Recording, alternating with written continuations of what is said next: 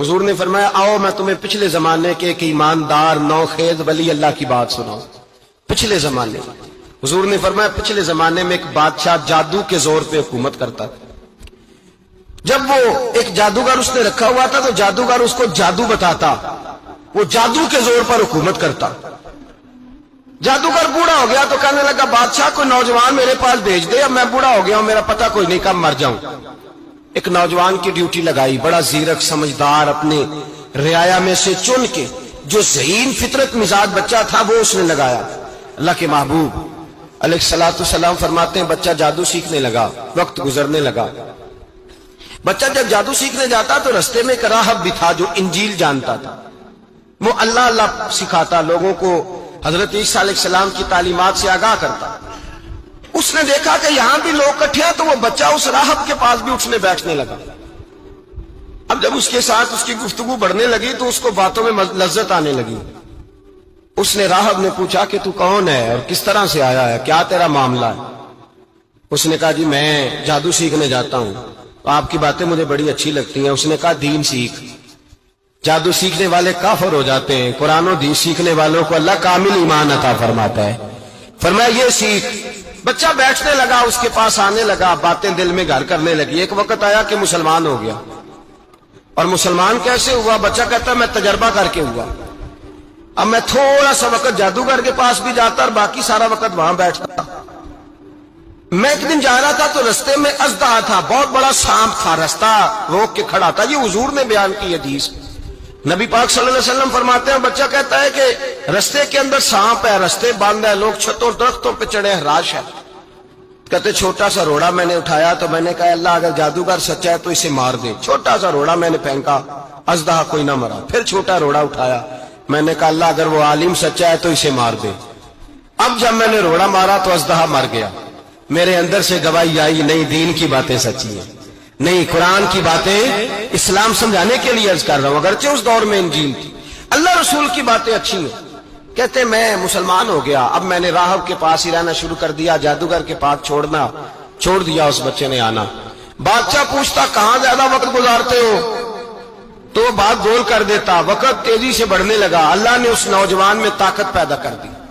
اب وہ اس کے اندر نا اللہ نے توانائی روحانیت پیدا کر دی. ابھی جوان ہے, 14-15 سال عمر ہے. اللہ نے اب جو بیمار بھی آتا وہ دعا کرتا تو اللہ صحت عطا کر دیتا. جو بھی آتا. بادشاہ کا ایک درباری تھا, بادشاہ کو پنکھا جلتا تھا, وہ اندھا ہو گیا. کوئی ایسی تکلیف آئی کہ نابینا ہو گیا, بڑے علاج کرائے شفا نہیں ہوئی. کسی نے اس بچے کا پتہ بتایا کانوں میں. اس کے پاس گیا تو بچہ کہنے لگا شفا تو ہو جائے گی پر کلمہ پڑھنا پڑے گا, مسلمان ہونا پڑے گا, جس پیغمبر کا میں غلام ہوں تجھے بھی بننا پڑے گا, دین پہ عمل کرنا پڑے گا, اللہ شفا دیتا ہے. اس نے کہا تو مجھے کلمہ پڑھا, مجھے شفا دے, میں تیار ہوں. اس نے کہا شفا تو اللہ دیتا ہے.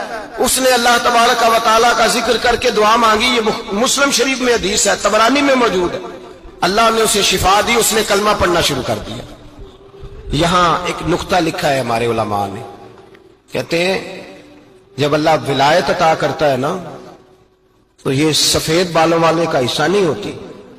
اگر جوانی میں کوئی آدمی توبہ کر کے تصوف کے راستے پہ چلتا ہے تو سب سے زیادہ ولایت اللہ اسے عطا فرماتا ہے, سب سے زیادہ ولایت اس کے پاس ہوتی ہے. ابھی اس کے بال کالے ہیں, چڑھتی جوانی ہے, دعا کی تو اللہ نے, اور حدیث پاک میں موجود ہے کوڑے آتے تو شفا یاب ہو جاتے, اندھے آتے تو شفا یاب, برس والے آتے تو اللہ سے دے. جوان ہے. بادشاہ کے پاس وہ واپس گیا, وہ جو آدمی جس کی آنکھیں ٹھیک ہوئی تھی. بادشاہ نے پوچھا کہ کیسے شفا ملی تو کہنے لگا میرے رب نے شفا دی. بادشاہ سجدے کراتا تھا, اپنے آپ کو منواتا تھا معاذ اللہ. کہنے لگا میرے علاوہ کون رب ہے؟ اس نے کہا وہی رب ہے جس نے تجھے پیدا کیا ہے, اور وہی رب ہے جس نے مجھے اندھے کو آنکھیں دی ہیں, وہی ہے میرا مالک. کہا اچھا تو مجھے نہیں مانتا؟ کہا نہیں میں اپنے رب کو مانتا ہوں. بادشاہ نے اسے سزا دی, ستایا. اس نے بچے کا پتہ بتایا, پر بچے کو بلا کے ستایا تو اس راہب کا پتہ بتایا. راہب بھی قتل ہو گیا, نابینا بھی قتل ہو گیا. بادشاہ نے کہا سپاہیوں سے اس بچے کو لے جاؤ اور پہاڑ کی چوٹی پہ جا کے نیچے پھینکو تاکہ مر جائے. بچہ پہاڑ کی چوٹی پہ گیا تو ہاتھ اٹھا کے کہنے لگا یا اللہ میرے لیے نہیں اپنے لیے, मेरे लिए नहीं, अपने लिए इन्हें अपनी कुदरत के जलवे दिखा। मेरे लिए नहीं, अल्लाह के बंदे अपनी जान बचाने की दुआएं नहीं मांगते, अपने लिए इन्हें अपनी कुदरत के जलवे दिखा। ये दुआ मांगी, जितने लोग साथ आए थे वो सारे जमीन पे गिरे और सब मर गए, पहाड़ से गिर के मर गए। बच्चा वापस सीधा बादशाह के पास कहने लगा, लो भाई मेरे रब ने मुझे बचा लिया है। जवान का ईमान देखो, मेरे रब ने मुझे, बोलो मेरे अल्लाह ने मुझे ईमान की गवाही दे रहा है, मैं बच गया हूं, तू झूठा है, मेरा रब सच्चा है। उसने कहा ले जाओ इसको दरिया में, कश्ती में बिठाओ, बीच दरिया के जाके धक्का दे दो। बैठे कश्ती में, दरिया के बीच गए और जब जाके वहां उसको धक्का देने लगे तो उसने कहा, अल्लाह मेरे लिए नहीं, अपने लिए इन्हें अपनी कुदरत के जलवे दिखा।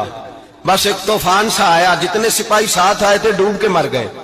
वो बच्चा उठा और सीधा फिर बादशाह के पास, उसी के पास कहने लगा, लो भाई मेरे रब ने मुझे बचा लिया है, तेरे पास आया हूं। वो कहने लगा, तू क्या मुसीबत मेरे गले पड़ गई है, कैसे जान छूटेगी?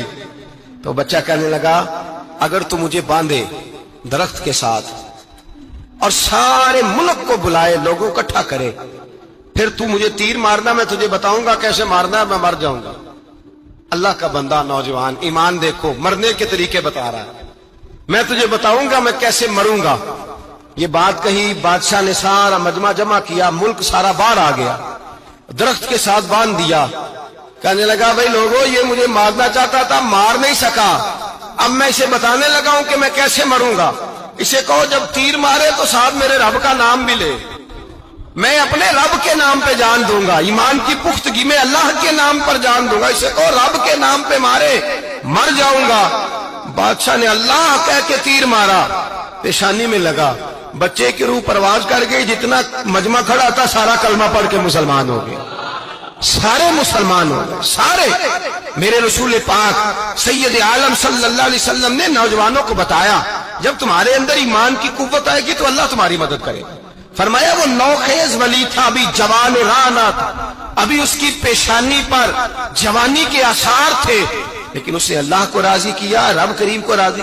विलायत का मतलब बुढ़ापा नहीं, विलायत का मतलब वो नहीं कि जब बड़ा लंबा वक्त गुजर जाए तो फिर आदमी आए कहीं नहीं अब क्या करना है, अब मस्जिद ही है, अब तो इसके अलावा गुजारा ही कोई नहीं। तो उस वक्त का आना अल्लाह की बारगाह में कबूल तो है, लेकिन शाबाशी उसी को मिलती है जो जवानी का वक्त आए।